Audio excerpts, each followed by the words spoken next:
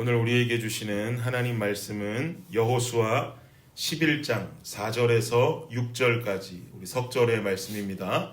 함께 합독하겠습니다. 시작. 그들이 그 모든 군대를 거느리고 나왔으니 백성이 많아 해변에 수많은 모래 같고 말과 병거도 심히 많았으며 이 왕들이 모두 모여 나와서 이스라엘과 싸우려고 메론 물가에 함께 진쳤더라. 여호와께서 여호수아에게 이르시되 그들로 말미암아 두려워하지 말라. 내일 이맘때에 내가 그들을 이스라엘 앞에 넘겨주어 몰살시키리니 너는 그들의 말 뒷발에 힘줄을 끊고 그들의 병거를 불사르라 하시니라. 아멘. 아멘. 네, 벌써 여호수아가 11장까지 이렇게 흘러오고 있습니다. 이스라엘 백성들이 여호수아가 모세의 뒤를 이어서 이스라엘의 리더가 되고 이스라엘의 리더가 된 뒤에 요단강을 건너오게 되죠. 요단강 건너올 때 일어났던 기적과도 같은 역사 여러분 기억하실 겁니다. 요단강을 건너와서 할례를 받고 가장 먼저 여리고성을 함락시켰습니다. 이해가 되지 않는 전법으로 여리고성을 한 바퀴씩 돌고 7일째 날은 7바퀴를 돌아 나팔을 들고 소리를 지르니 여리고가 무너졌습니다.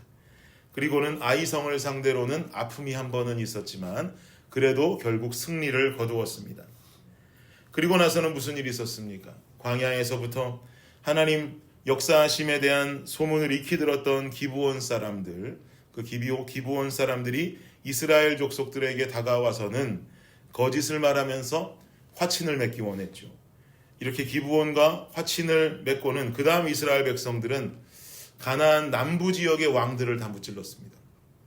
이러한 소문이 가나안 땅 전역으로 퍼져나가기 시작하자 가나안 북부 지역에 위치하고 있는 아직 이스라엘 백성들을 맞닥뜨리지 못한 그 족속들의 왕들은 자연스럽게 위협을 느낄 수밖에 없겠죠. 계속되는 승리의 소식만 들려오니 우리도 그들의 어떤 승리의 제물이 되는 것은 아닐까, 이런 고민들이 있지 않았겠습니까? 그러자 이번에는 가나안 북부 지역의 연합군이 형성됩니다. 어떻게든 이스라엘을 무찔러야 한다라고 하는 일념하에 연합군을 조직하는 거죠. 그리고 이스라엘과 대항하는 겁니다. 그 이야기의 서막이 오늘 본문에 등장하고 있는 것이죠. 이 연합군을 주동하는 자는 하솔왕 야빈이라고 하는 사람입니다. 야빈이 가나안 북부 지역의 여러 왕들을 불러 모아서는 연합시켰습니다. 마돈왕 요밥, 시므론왕, 악삽왕을 비롯해서 북쪽 산지와 긴네론 남쪽, 아라바와 서쪽 평지와 북쪽 돌의 높은 지대에 있는 왕들이 모두 다 연합했습니다. 그들은 동쪽과 서쪽의 가나안 족속, 아모리 족속, 헷 족속, 브리스 족속, 여부스 족속, 그리고 미스바 땅, 헬몬산 아래에 있는 히위 족속까지 포함해서 큰 군대를 이루게 되었습니다. 이 이야기가 오늘 읽은 본문 이 11장 1절에서 3절까지로 그대로 기록이 되어 있습니다. 이 연합군의 전투력은 어땠는가? 싸울 만한 전투력이었는가? 어떤 전투력이었는가? 아까 읽었던 4절을 다시 한번 보세요. 4절입니다. 시작. 그들이 그 모든 군대를 거느리고 나왔으니 백성이 많아 해변에 수많은 모래 같고 말과 병거도 심히 많았으며. 전투력이 어때요? 강해요. 말도 못합니다. 백성이 많았는데 얼마나 많았나? 해변에 수많은 모래같이 많았다. 병거도 심히 많았다라고 성경은 지금 4절에 기록하고 있어요. 이 말씀을 좀 더 풀어서 해석해 보면 어떤 의미냐면, 백성이 해변에 수많은 모래같이 많았다는 것은 그냥 보병들, 말을 타지 않고 그냥 걷고 뛰면서 싸우는 보병의 숫자가 어마어마하게 많은 군대였다라는 것을 말하는 겁니다. 그리고 또한 병거도 심히 많았다라는 이야기는, 여러분 병거는 사람이 이끕니까? 말이 끌어야 되잖아요. 병거가 많다면 그럼 동시에 뭐가 많은 겁니까? 병거를 끌고 있는 말이 많다는 거예요. 즉 보병도 어마어마한 숫자로 많았고 말과 병거도 심히 많았고 말이 많았으니 이 말을 끌 수 있는 마병의 숫자도 엄청 많았다는 것을 우리는 알 수 있습니다. 전투력만 따지면 이스라엘은 상대가 되지 않는 굉장히 높은 전투력을 가진 북부연합군인 거예요.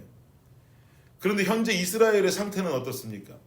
이스라엘은 말이 몇 마리가 있을까요? 이스라엘에 말이 어디 있습니까? 얼마 전까지 광야 생활해 왔던 자들이에요. 여리고라는 큰 성에서 승리를 거두기는 했지만 여리고에서 큰 성에서 승리를 거두어도 전리품을 취하지 말라 그러지 않았습니까? 그야말로 이스라엘은 뭐 말이 있어봤자 몇 필 있지도 않는 그야말로 보병만 데리고 있는 보병 부대였어요. 그리고 싸움은 뭐 얼마나 싸움을 많이 해봤겠습니까? 광야 생활 해오고 여리고에서 뭐 싸움을 해서 이겼습니까? 싸움을 한 적이 없죠. 그러니 뭐 이 사람들은 어떤 무술에 능한 자들도 아니었을 거예요. 그런데 상대편 가나안 북부연합군은 엄청난 보병 부대와 마병 부대까지 갖추고 있는 상황이란 말입니다. 싸움이 될까요? 싸움이 안 되죠. 그러나 드디어 결전의 날은 찾아왔고 5절을 보니까 엄청난 보병과 마병 부대를 이끌고 연합군의 왕들은 메론 물가에 진치고 있습니다. 그리고 이어지는 6절의 상반절을 보니까요. 여호와께서 여호수아에게 이르시되 그들로 말미암아 두려워하지 말라.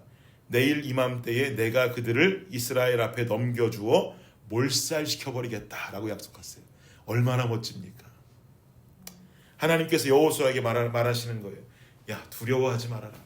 내일 이맘때 저 바다의 모래같이 많은 보병들, 수많은 병거를 끌고 말을 끌고 오는 저 마병들 내가 너에게 넘겨주겠다. 승리를 안겨주겠다. 완전히 그것도 몰살시키겠다라고 하나님이 약속하시는 거죠.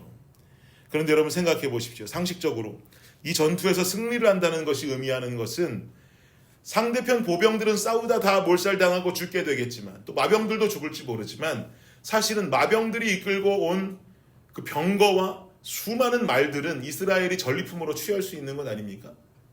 이 말들과 수많은 병거들만 이스라엘이 딱 취해도 이스라엘은 단숨에 군사력이 하늘로 치솟는 축복을 경험하게 되는 거예요. 무기도 없고 말도 없던 백성들이 이제는 우리가 이기면 말도 생기고 병거도 생기니 이제 우리는 전투력이 어떤 국가에서도 우습게 보지 못할 정도로 올라가겠구나, 축복받겠구나라고 생각하겠죠. 그런데 6절 하반절을 보십시오. 내가 그들을 이스라엘 앞에 넘겨주어 몰살시키리니 그 다음 함께 읽을까요? 시작. 너는 그들의 말 뒷발에 힘줄을 끊고 그들의 병거를 불사르라 하시니라. 참 하나님도 너무하세요. 그죠? 아니 이제 우리도 좀 말이 있는 마병도 기를 수가 있겠고 병거도 가지고 와서 어느 군대와 싸워도 자신 있게 좀 병거 끌고 나와서 싸울 수 있겠다 생각했는데 말 뒷발에 힘줄을 끊어라. 여러분 말 뒷발에 힘줄을 끊으면 그게 말입니까? 말의 주먹이는 주력이잖아요. 달리기잖아요. 근데 힘줄을 끊으라는 거예요. 즉 달릴 수 없는 말을 만들어라. 그리고 또 이어서 명령하시기를 병거를 불살라라. 이 전투에서 이기면 말도 얻고 병거도 얻어서 이제 가나안에서 최고의 무기를 가진 최고의 군사력을 자랑하는 군대가 될 수 있는 그 상황일진데 하나님이 그걸 허락하지 않으시는 거예요. 왜 그럴까요? 여러분 최고의 군사력을 가진 군대는 하나님이 함께 하시는 군대입니다. 가나안 연합군이 어마어마한 무슨 말과 병거가 수천 수만 대가 있다 할지라도 주님이 함께 하시는 이스라엘 군대를 이기지 못했다는 것을 우린 기억해야 돼요. 여러분 여러분의 인생 최고로 누릴 행복을 위해서 혹시 어떤 말을 찾아다니고 계시지는 않습니까? 힘 있는 병거를 찾아다니고 계시지는 않습니까? 여러분이 그토록 갖기 원하시는 말과 병거가 있으면 나도 힘이 있고 행복이 찾아올 수 있는 인생 살 수 있을 것 같으시겠지만 그렇지 않다는 거예요. 출애굽 때 홍해를 건너와서 미리암이 막 찬송을 인도하면서 이스라엘 백성들과 함께 불렀던 노래 기억하세요? 내가 주를 찬송하리 높고 영화로우신 주 말과 적군을 모두 바다에 던지셨음이로다 막 이렇게 고백했잖아요. 여러분 이 고백을 믿으십니까? 여러분이 꿈꾸는 행복의 조건들이요 주님이 그 행복의 조건들 바다로 던져버리면 끝이고 힘줄 끊어버리면 불타버리면 다 사라져버릴 것들입니다. 그러나 우리 하나님은 영원하신 하나님의 존재인 줄을 믿습니다. 그 전능하시고 영원하신 주님을 바라보십시오. 하나님이 함께하는 승리의 군사인 우리 성도님들 되시기를 바랍니다. 우리 공동체도 마찬가지예요. 여러 가지로 우리 교회가 흘러가는 이 상황들 건축도 해야 되고 임직자도 세워야 되고 그럼 우리는 무슨 생각합니까? 내년에 임직자 좋은 말이 뽑혔으면 좋겠다. 잘 달려가는 말이 뽑혔으면 좋겠고, 튼튼한 병거 한 2사람 뽑아놓으면 우리 교회 건강하게 크겠지. 말과 병거를 뽑으려고 하는 마음들이 있겠죠. 건축이요? 건축 100만 불만 있으면 좋겠다. 200만 불만 있으면 좋겠다. 이 말들만 가득 안고 있으면 우리 멋진 건물 지을 수 있겠지. 근데 여러분, 여러 가지로 우리 교회가 흘러가는 이 상황들, 말에 눈독 들일 수 있고 병거에 눈이 갈 수 있는 이 시기에, 실제로 말과 병거가 많이 필요한 이 시기라 할지라도 우리는 그럴수록 더 주님을 찾기를 원합니다. 주님을 부르짖고 주님 앞에 기도하고 주님 앞에 나아갈 수 있기를 간절히 원합니다.